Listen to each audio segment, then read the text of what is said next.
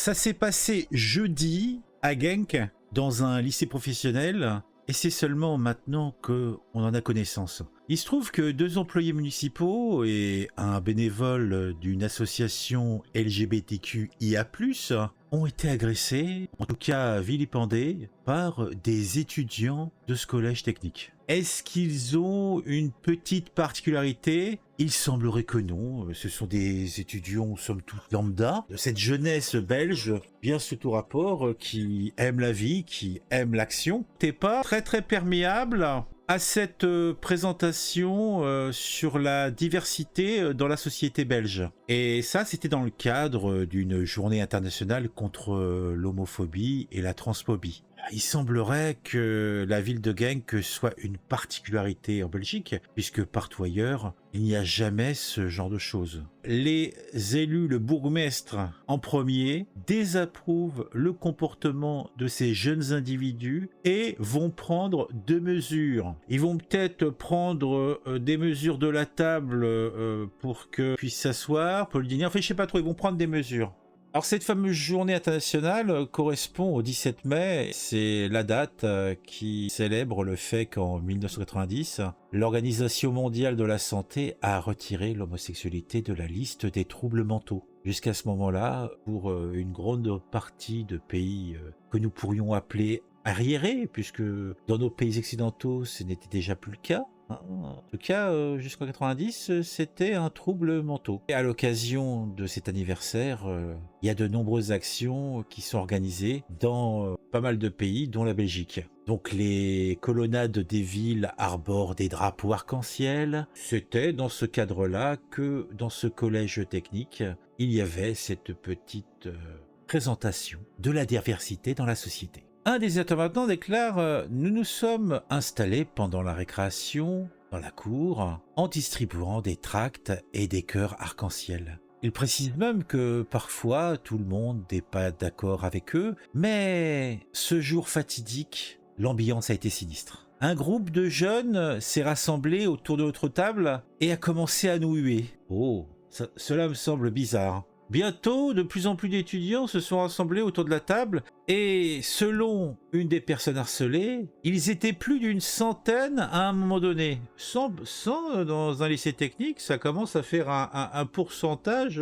assez important. En tout cas, lorsque la situation a dégénéré, ils ont dû prendre la fuite. Ils n'arrêtaient pas de crier, de jeter des bouteilles et de cracher sur les cœurs arc-en-ciel. Nous avons été aidés par les enseignants présents dans la cour de récréation qui nous ont soutenus jusqu'à ce que la cloche sonne. À ce moment-là, la plupart des jeunes sont retournés en classe et le calme est revenu. C'est bizarre quand même que ces jeunes ne soient pas ouverts à la diversité dans la société. C'est somme toute curieux. Moi, je pense et je sais que les Belges sont des personnes plutôt ouvertes.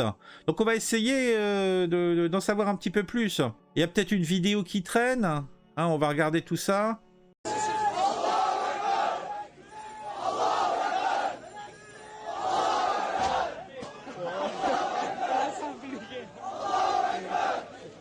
Mais en tout cas, s'ils en ont parlé que maintenant, alors, à ce que dit un certain J.S. Piriou, c'est que ils ont fait ça pour éviter la stigmatisation. Donc, ce qui semble être repris comme une forme de paternalisme qui flirterait avec le racisme. C'est bizarre quand même. Hein. Moi, ça me laisse toujours songeur, ce genre de terme. Mais bon, allez, on va regarder la vidéo parce que je crois qu'il y en a une. Et on verra bien ce que l'on peut en penser.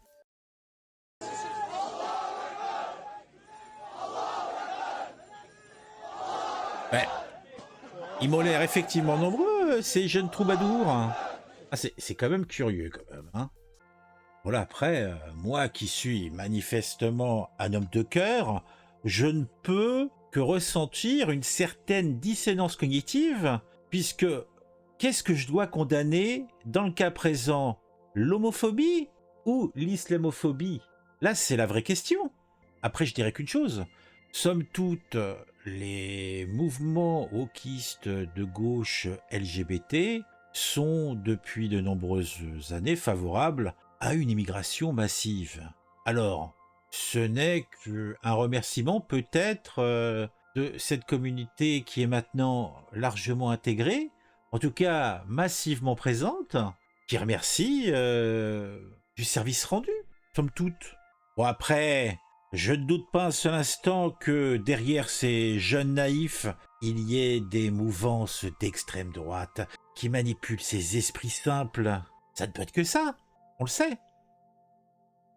En tout cas, toutes ces personnes ont au moins quelque chose en commun, car ces deux communautés foncièrement votent pour les mêmes partis politiques, car chacun sont d'accord avec leur objectif premier, qui est de promouvoir la diversité et l'inclusion. Donc, tout ne peut que bien se finir.